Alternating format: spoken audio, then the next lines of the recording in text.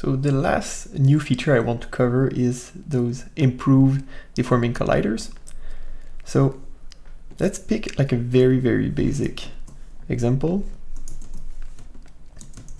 Okay, so we have this box. This is going to be like our source, and we have this sphere. And this sphere is going down on the source and going back up. And believe it or not, this used to not work with Deforming Collider. So I don't know if you've tried something like that in the H20.5, but let's just drop our favorite recipe, the MPM configure. And I'm just gonna go back to the first frame.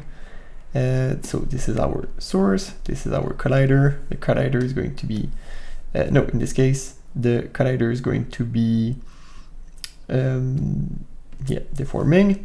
And then I just want to show you, so if you tried this before, so right now I have sticky set to 0, okay? But let's assume that this is set to 1, okay? So normally, if you play this, and I'm going to remove the template flag here, so if you play that with the previous version of Houdini, this would not stick at all. So even if you have sticky set to 1, it would give you something similar to that. But now this has been fixed. There's been many improvement to those deforming colliders. So if you play something like that with a deforming collider, you're gonna get the expected result of having the material stick to the collider, which is great. Now let's pick like a more relevant example, something that you might be having to do in production sometimes. So we have our crag animation with the hammer swinging in the air like that at a pretty fast velocity, so especially in those frames here. And maybe you want some material to be sticking to the hammer, and then to continue sticking all the way back to this pose, and you still want some material to be hanging here. I don't know if you've tried something like that in the past with the previous version of MPM, but this used to be pretty hard to achieve. So again, let's just drop down our MPM configure recipe. So this is our source with snow, and this is our collider. And again, we're gonna pick animated deforming collider. So there's been this checkbox that was added, expand to cover velocity. Let's just uncheck that, just to revert to something closer to what we had in the previous version of MPM. So now, if we increase our resolution just a tiny bit, now if I play this, oh, and I'm gonna add a lot of stickiness and friction. Okay, so let's say 100 in both. So just the maximum, because we want to give us as much chance as possible to have some material hanging to this hammer throughout the whole shot. So if I play this, you are going to see that some of the material is going to stick to the hammer, so this is fine, and some of this material is also going to be thrown away with this motion that Crag is doing. So this is looking good, but right at this point you can see that we have lost everything. So if I just like display the points, all of the material that was hanging to the hammer has detached. So it's still going to give us some cool interaction, but we are not able to keep some of this material stuck to the hammer. So then what do? You start like hacking away with animating points and emitting those bits of material as the frame range is evolving, like as some kind of continuous emission. You could do that, but it's not as cool as just being able to get proper stickiness on the collider, right? So now we can just enable this expand to cover velocity checkbox, and let's look at the result that we're getting. So this is now the default that you will get with the MPM in H21. So it seems similar, but as you can see, a lot more material is now sticking to the hammer. Still sticking, we still have something.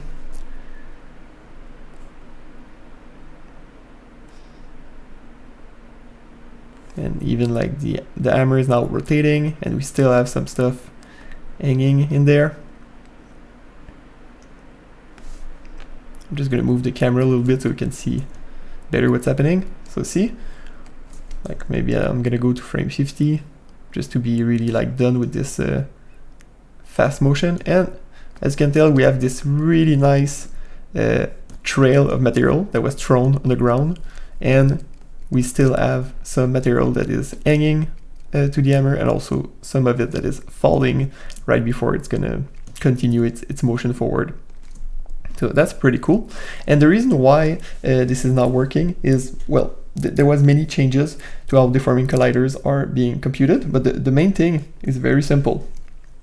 If you just look at the collider itself and not the simulation, you can tell that here, when we have like very fast motion, like this, you can tell that the bounding box is a lot further from the hammer compared to the previous version. So if I just disable this expand to cover velocity, it used to be very tight around the collider.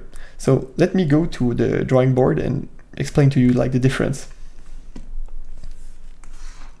So let's say this is a frame with the collider, and this is like the previous frame of the same collider. And we have bounding box like very tightly bounding our SDF and velocity. So if you are, let's say like this is a frame 0 for example, and this is frame 1, and it's going in that direction. So if you're perfectly on frame 0 and you sample here, no problem. You always have valid velocity and valid sign distance information because you're within the activated region of this VDB. Same thing for if you're on the frame 1 and you sample here. Given that all of this empty space is also filled with like active voxels and tiles, you're gonna get proper information. But what happens if you're sampling in between two frames? So you're sampling because, you know, MPM has a lot of substeps, right? So we're very often sampling outside of those integer frames. So if you're sampling at 0.5 in between those two frames, and you're sampling here, let's say, or like it could be other places and there would still be a problem, but like let's say this is the worst case because we're outside of this VDB and we're outside of this VDB. So if I'm trying to interpolate the sign distance information, I have garbage in both VDBs because there's no data. And also if I'm trying to sample velocity for both of these VDBs, I'm also sampling garbage on both sides.